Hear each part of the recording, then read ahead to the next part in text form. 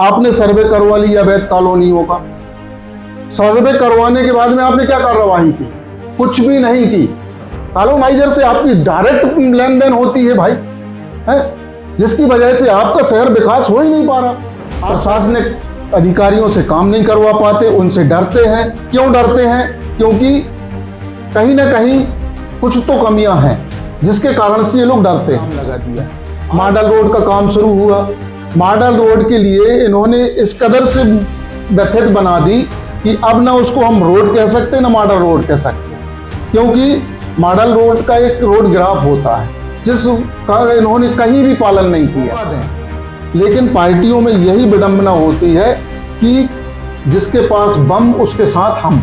लोगों को, नए लोगों को मौका मिलना चाहिए जिससे कि उनकी नई सोच, नई ऊर्जा से वो काम कर सकें, जिससे शहर का। नमस्कार दर्शकों, मदन तिवारी सीधी बात में आज हमारे साथ हैं वरिष्ठ पत्रकार, समाजसेवी, राजनीति में भी अपनी महत्वपूर्ण भूमिका रखने वाले हमारे सम्माननीय श्री विपिन बैरागी जी। हम उनका हमारे चैनल पर बहुत बहुत स्वागत करते हैं। बैरागी जी का हम परिचय देते हैं कि आप बहुप्रतिभा के धनी हैं। वो इसलिए हैं क्योंकि लगातार आप पत्रकारिता में लगभग 10 वर्ष से आप पत्रकारिता सेवा में आप संकल्पित हैं और समर्पित हैं। तो वहीं एक बड़ी बात यह है कि आप भारतीय जनता पार्टी को भी आपने काफ़ी नज़दीकी से जाना है। लगभग 10 वर्षों से, ये 2005 से भारतीय जनता पार्टी में लगातार अपनी सेवाएं देते रहे। संगठन में इन्होंने महत्वपूर्ण भूमिकाएं निभाई हैं। 4 वर्षों तक आप भारतीय जनता पार्टी के प्रवक्ता के रूप में भी इन्होंने कहीं ना कहीं अपनी जिम्मेदारियां निभाई हैं। लेकिन बात आती है कि जब हम अपने अधिकार की बात करते हैं तो हमें अपना अधिकार नहीं मिलता है। उस समय कहीं ना कहीं कार्यकर्ता के मन में ये बात आती है कि क्या हमें जीवन भर फट्टी उठाना है, क्या हमें ऑफिस के ही कार्य देखना है, क्या हमें हमारे जो नेता हैं या हमारे जो वरिष्ठ हैं उनके हिसाब से ही अपने जीवन को सजोना और संवारना पड़ेगा। तो कभी कभी सैद्धांतिक जब बात आ जाती है या स्वाभिमान पर कोई बात आ जाती है तो लोग विद्रोह कर देते हैं या बाहर आ जाते हैं, या सीधा सीधा है कि सोचते हैं कि भैया नमस्कार। तो ऐसे हमारे विपिन बैरागी जी हैं, उनका स्वागत है। विपिन जी, आपकी बहुत चर्चाएं रहती हैं समाज के बीच में, और जहां जब खड़े होते हैं कभी ऐसी चर्चाएं निकल के आती हैं तो आपकी सक्रियता की चर्चाएं हमने सुनी हैं। और सबसे बड़ी बात है कि जब नगर पालिका में आपने टिकट मांगा तो कहीं ना कहीं पार्टी ने जब उसकी अनदेखी की और उसके चलते हुए आपके भी विद्रोह के स्वर नजर आए थे, और काफी चर्चाओं का विषय ये रहा कि यार बहुत सारे लोगों ने और आपको देखकर युवाओं ने सीख ली थी, और उस सीख के चलते हुए बहुत से लोगों ने भारतीय जनता पार्टी को छोड़ा था, कुछ ने कहीं दूसरे दल में अपना समर्पण कर दिया था। तो वहीं एक आप थे जो आपने निर्दलीय पार्टी छोड़ी जरूर है, लेकिन कहीं ना कहीं आपने कोई समर्पण न दिखाते हुए आप निर्दलीय प्रत्याशी के रूप में आप कामत वार्ड से चुनाव लड़े थे, और त्रिकोणीय संघर्ष में कहीं ना कहीं 10 वोटों से आप मात्र हारे थे। ये भी बहुत बड़ा विषय है कि हम अपने क्षेत्र जहां हमारी मांग थी वहां से हम लड़े और 10 वोटों का अंतर कोई अंतर नहीं होता है, और आप वहां पर भारतीय जनता पार्टी के जो प्रत्याशी हैं उनसे 10 वोटों से आपने हार स्वीकार की थी।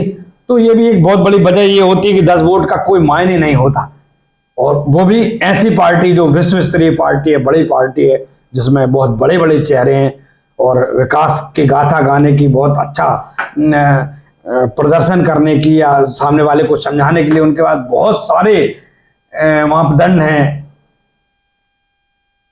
प्रस्तुतिकरण उनका बहुत वजनदार होता है, उसके सामने आपने मात दी थी। हम चाहेंगे कि आगे चल के ईश्वर आपको सफलता दे और आप अपने मुकाम को हासिल करें। अब हम जनता के बीच में, क्योंकि लगातार जनता आपको सुनना चाहती है और आपसे सवाल भी है कि आखिर वो कौन सी वजह थी जब आपने अपने समर्पण काल को जब आपका अपने अधिकार मांगा और आपके अधिकार की अनदेखी हुई तो आपने आखिर क्यों पार्टी छोड़ी थी? सबसे पहले तो मदन जी, मैं आपका बहुत बहुत हृदय से आभारी हूँ कि आपने ये मंच मुझे दिया, अपनी बात रखने का मौका मुझे दिया। जहाँ तक बात है चुनाव लड़ने की, मैं वर्ष 2005 से भारतीय जनता पार्टी के लिए काम करता रहा हूँ और एक छोटे से वार्ड अध्यक्ष से लेकर के जिला पदाधिकारी बना। लेकिन मेरे द्वारा पिछले 18 वर्षों से वार्ड की एक टिकट मांगी जा रही थी, लेकिन पार्टी की मुझे लगा कि मैं इस योग्य नहीं हूँ, इसलिए नहीं दी जा रही। हर बार यही सोच करके आगे बढ़ता गया। लेकिन पिछले बार जब चुनाव आया, पुरुष सीट हुई, तो मैंने कहा नहीं, अब मैं पूरी तरह से सक्षम हूँ और चुनाव लड़ सकता हूँ और एक अच्छा प्रत्याशी के रूप में एक अच्छा प्रदर्शन करूँगा। और उसी हिसाब से मैंने टिकट की मांग की, जिसको लेकर के मुझको टिकट नहीं दी गई। तो कहीं ना कहीं मेरे मन में भी एक भाव उठे कि यार, मैं जब पूरी तरह से निष्ठा के साथ मैं समर्पित हूँ और जो भी पार्टी के कार्य हैं, गाइडलाइन है, उसका मैं हमेशा पालन किया हूँ, लेकिन उसके बावजूद भी मेरे को आखिर में नज़रअंदाज क्यों किया गया। और टिकट भी ऐसे व्यक्ति को दे दी गई जो पार्टी का ना तो कार्यकर्ता था, ना पार्टी का कोई पदाधिकारी था, ना कभी उसने पार्टी के लिए कोई काम किया है। ऐसे व्यक्ति को टिकट दे दी जाए, तब मन में आती है स्थिति। हाँ, विषय ये है कि जैसे आज नरसिंहपुर शहर की बात करें या जिले की बात करें, तो जिला मुख्यालय में आज 18 वर्ष से सांसद भी वही है, विधायक भी वही है। हमारे शहर में कितना परिवर्तन आया,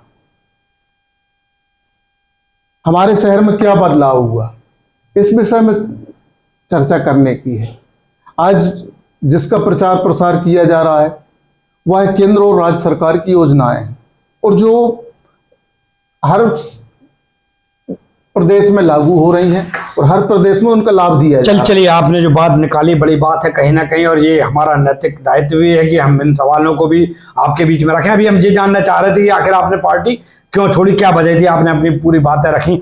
तो इस सवाल के साथ हम आपसे शुरुआत करते हैं कि बुनियादी जो सुविधाएं होती हैं, या हम ये कह सकते हैं परंपरागत जो विकास है, उस विकास को यदि हम छोड़ दें, जैसे कि रोटी, कपड़ा और मकान, बिजली, पानी, सड़क, स्वास्थ्य और शिक्षा, ये एक सरकार की जवाबदेही है, एक जनप्रतिनिधि की जवाबदेही है। इसी के लिए जनता आपको आशीष देती है, आशीर्वाद देती है कि ये हमारी मूलभूत सुविधाएं हैं, इन बुनियादी सुविधाओं को लिए आप कार्य करेंगे। इसके बाद सेकंड जो राउंड आता है, सेकंड जो ऑप्शन आता है, वो ये होता है कि हमारा क्षेत्र कृषि प्रधान क्षेत्र है, तो कृषि कार्य के लिए आपने क्या कार्य किया। और आगे यदि हम पढ़ते हैं तो बेरोजगार युवक युवतियों के लिए आपने क्या कार्य किया, ये आपकी उपलब्धियों के रूप में माना जाएगा, ये आपकी उपलब्धियों में गिना जाएगा।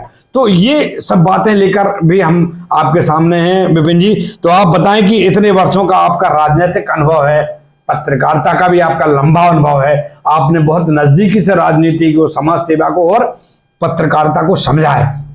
क्या लगता है, किस रूप में देखते हैं नरसिंहपुर का विकास हुआ? अर्ध विकास में नरसिंहपुर को लेके जाएंगे जिले को, या आप ये कहेंगे कि कहीं ना कहीं इच्छा शक्ति की कमी?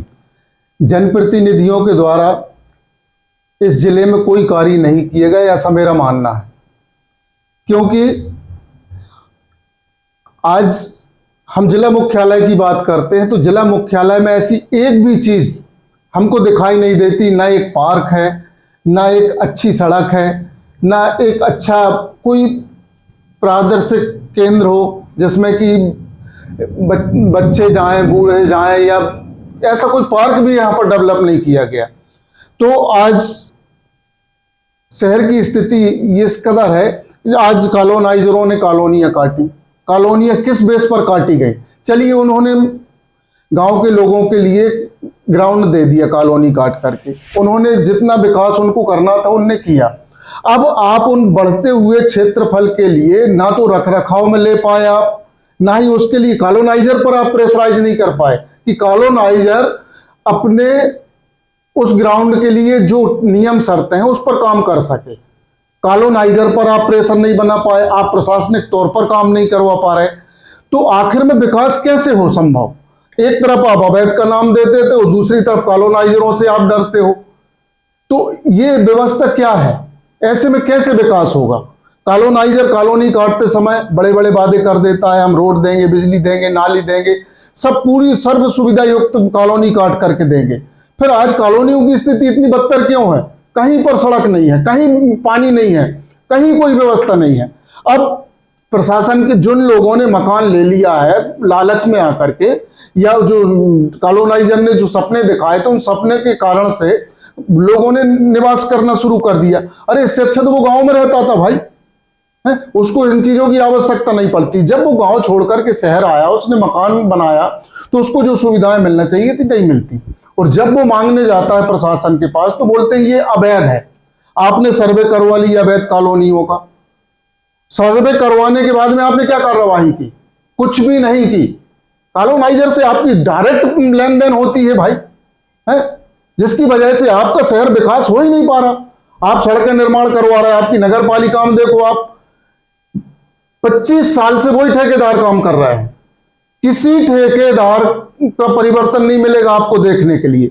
जैसा वो बना दें, जो निर्माण कर दें, वो आपके लिए सही है।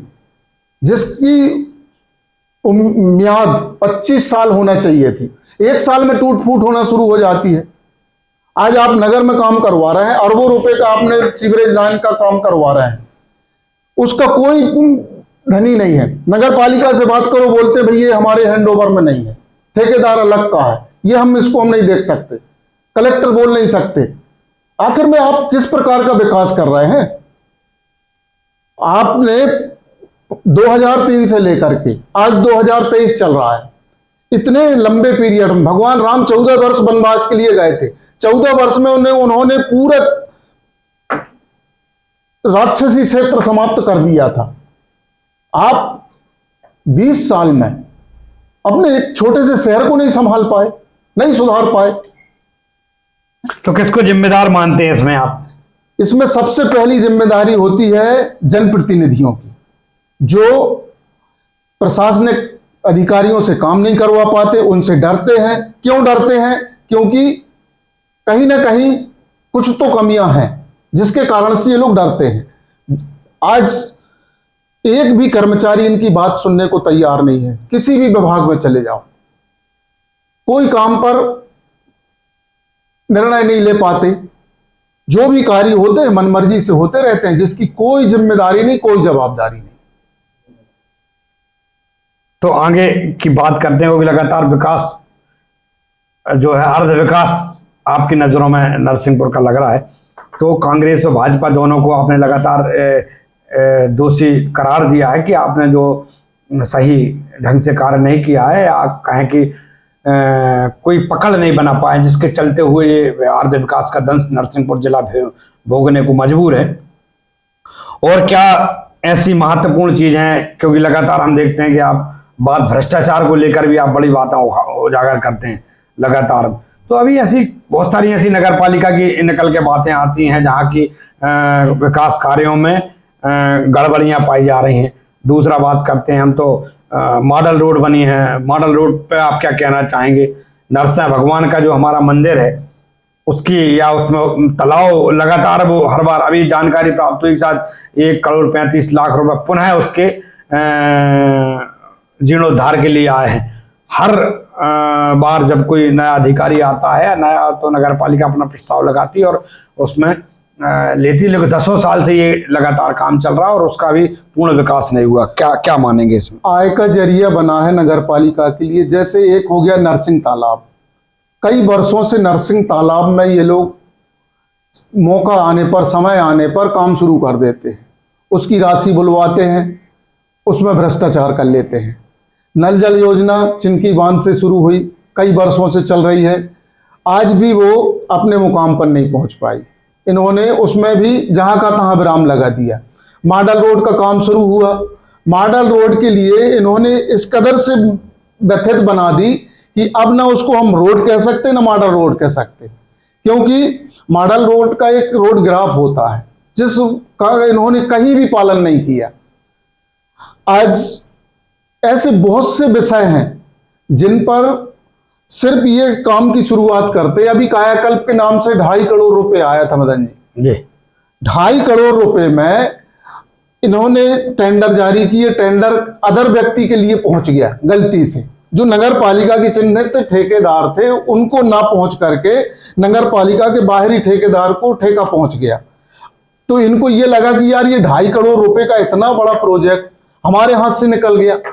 तो इन्होंने उस पर षड्यंत्र रचा, और षड्यंत्र रचने के बाद में जो ठेकेदार ने 2-4 रोडों का काम, मरम्मत का काम शुरू ही किया था, इनने षड्यंत्र के तहत उस काम को बंद करवा दिया कि भाई इतनी भारी भरकम राशि है, ये हमारे हाथ से जा रही है, वो तो दूसरा ठेकेदार है, वो हमारी कैसे सुनेगा और मानेगा।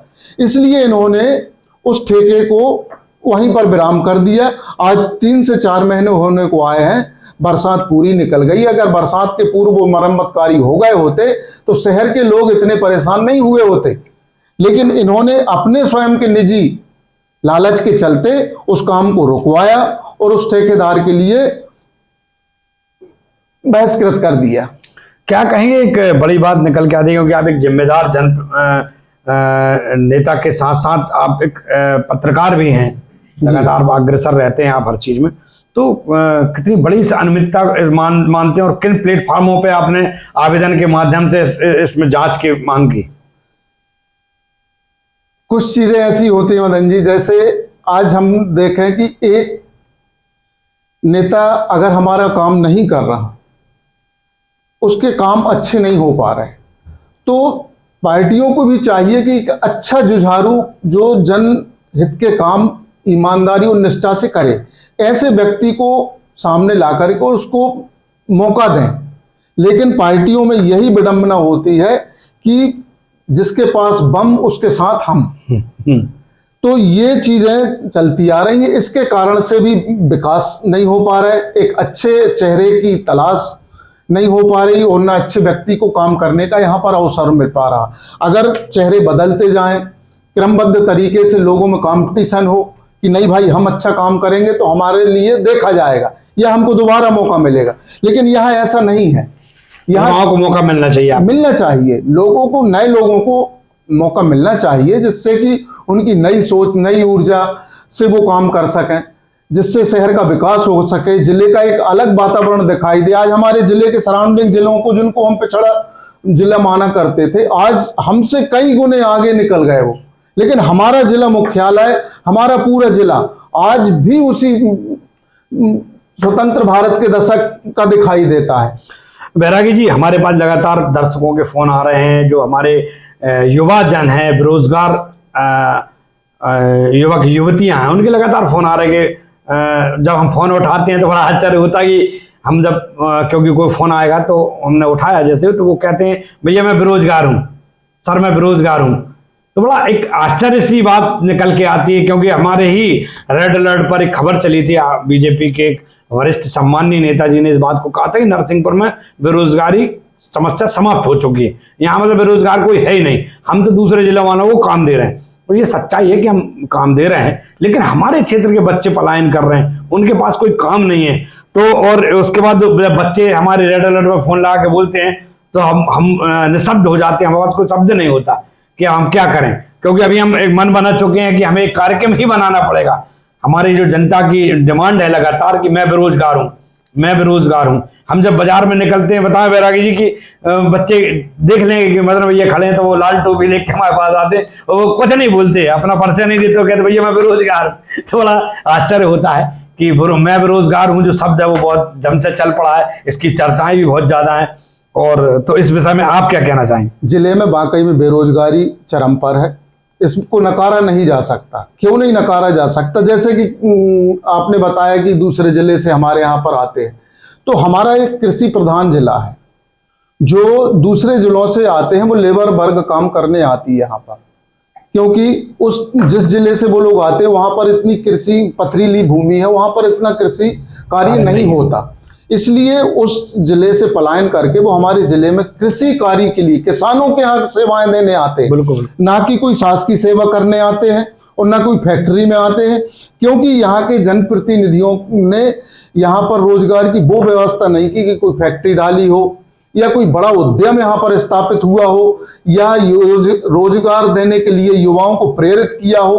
अनेकों चीजें हैं। एक समय हम देखते थे कि दिल्ली मेड आइटम चला करते थे, घर घर दिल्ली में काम दिया गया था, वहां से छोटे से लेकर के बड़ी से बड़ी चीजें वहां से निर्माण होकर के पूरे देश में सप्लाई हुआ करती थी। आज हमारा कृषि प्रधान जिला है और यहाँ के जैसे कि जो व्यक्ति कृषि से जुड़ा हुआ होता है वो बहुत मेहनत का इंसान होता है, उसके लिए जो भी चुनौती दो उसके लिए बड़े आसानी से कर सकता है, लेकिन उनके लिए मार्ग दिखाना जरूरी है। जो हमारे यहाँ पर मार्ग दिखाने वाला ना कोई प्रशासनिक तंत्र में है और ना राजनीतिक तंत्र में है। आज हमें उसकी बड़ी आवश्यकता है कि कोई मार्ग प्रदर्शित करे या कोई बड़ा उद्योग या कोई बड़ा प्रोजेक्ट यहाँ पर आए। अच्छा, जिले में कोई ऐसा बड़ा प्रोजेक्ट आपको नजर आ रहा है जिसमें कि हमारे जिले के बच्चे बच्चियों को जो बेरोजगार पढ़ पढ़ कर घर में आकर बैठे हैं, या वो कृषि कार्य से मिले के जमीन कर रहे हैं, या 2 नंबर के कामों की ओर आगे बढ़ रहे हैं, या वो मोबाइल पर गेम खेल रहे हैं, या वो नरसिंहपुर जिले से पलायन करके दूसरे जिलों में 5-5-10 हज़ार की नौकरी करने के लिए मजबूर है।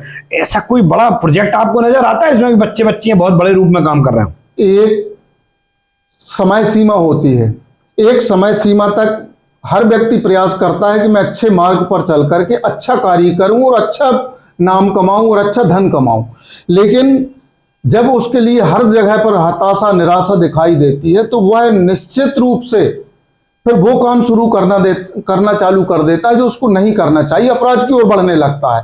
तो हमारा ये वैसे भी शांत क्षेत्र है, लेकिन कुछ समय से अपराध का ग्राफ भी यहाँ पर बढ़ा है, हत्याएं भी तेजी से हुई हैं, कई पर जो अपराध यहाँ कभी नहीं हुआ करते थे वो अपराध यहाँ पर होना शुरू हो गए। उसका वजह यही है कि उनको जो उनकी कार्य क्षमता है उसके अनुरूप उनको काम नहीं मिल पा रहा, तो वो अपने कार्य को दूसरे दिशा में ले जा करके अपराध की ओर पलायन करने लगे हैं। तो युवा जो है, युवा के लिए मार्गदर्शन की ही आवश्यकता है। और आज हमारे जिले में जैसे शुगर मिलें चल रही हैं, शुगर मिलें सिर्फ और सिर्फ किसानों को लूटने के लिए चल रही हैं। आपको वास्तव में बतलाऊं तो उनके ही पैसे से करोड़ों रुपए की राशि का वो दबा करके अपने दूसरे उद्योग चलाते हैं। 10 करोड़ रुपए का प्रति वर्ष उपयोग करते हैं वो किसानों के पैसे का। और जब किसान रोड पर आकर के और अपने ही पैसे के लिए भीख मांगना शुरू करता है, वो उधम करना शुरू करता है, मांग करता है, तब कहीं जाकर के उनको किस्तों में जो ज्यादा उधम कर देगा उसके लिए राशि दे दी जाएगी। इस क्रमबद्ध तरीके से ये शुगर मिलें चल रही हैं और इसमें बहुत बड़ा खेल चल रहा है शुगर मिलों में। इस पर भी कोई कंट्रोल नहीं है, कोई दबाव नहीं है। आज एनटीपीसी के जो काम है, एनटीपीसी का काम आज अगर जिला डेवलप करने में अगर उसका उपयोग कर लिया जाता, लेकिन वो कहीं प्याऊ लगवाते हैं, कहीं छोटे अस्पताल में ट्रामा वो बनवा देते हैं, ट्राली दे देते हैं, कहीं एक गाड़ी ला करके दे दी। ये एनटीपीसी जो इतना बड़ा प्रोजेक्ट है उसकी जो राशि होती है, जो इस मन में लगना चाहिए जन सेवा के रूप में, वो सूक्ष्मता से दर्शा के फोटो खिंचवा के और उस राशि का भरपूर उपयोग कर दिखा देते हैं। कुल मिला के सीधी सीधी यदि हम बात करते हैं तो विपिन बैरागी जी ने जो बात आपके बीच में रखी, आपके सामने रखी, तो उन्होंने स्पष्ट कहा कि कहीं ना कहीं इच्छा शक्ति की कमी आ रही है। दूसरी बात यह है कि ऐसा सुनने में आता है कि वदंतियाँ बहुत सारी होती हैं कि पहले कहा जाता था कि यदि हमारे क्षेत्र का व्यक्ति पढ़ लिख जाएगा, समझदार हो जाएगा, तो फिर काम हमारे यहाँ कौन करेगा। तो हो सकता है यही वजह हो कहीं ना कहीं कि जिसके कारण जो हमारी युवा शक्ति है, युवा पीढ़ी है, ऊर्जावान जो व्यक्तित्व हैं, उनको उनके विकास को ना बढ़ने दिया जा रहा हो, यही को ऐसा कुछ षड्यंत्र की स्थिति भी इसे कहा जा सकता है। तो हमारे साथ विपिन बैरागी जी थे।